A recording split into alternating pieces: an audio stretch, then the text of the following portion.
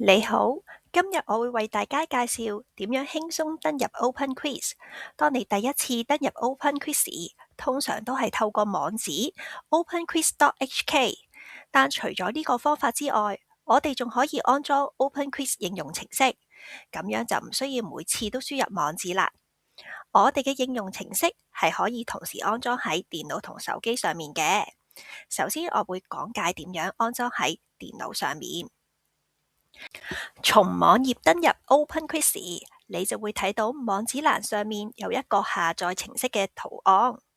點擊圖案，系統就會詢問你是否安裝 OpenQuiz 應用程式。選擇安裝後，桌面就會出現 OpenQuiz 嘅 icon 啦。點擊 icon 就可以輕鬆打開 OpenQuiz 啦。如果你想喺手機上面安裝 OpenQuiz 嘅應用程式，亦都好簡單，只需要根據以下兩個 screen 嘅步驟進行即可。首先係 iPhone， 另一個就係 Android。希望你哋都鍾意 OpenQuiz 啦！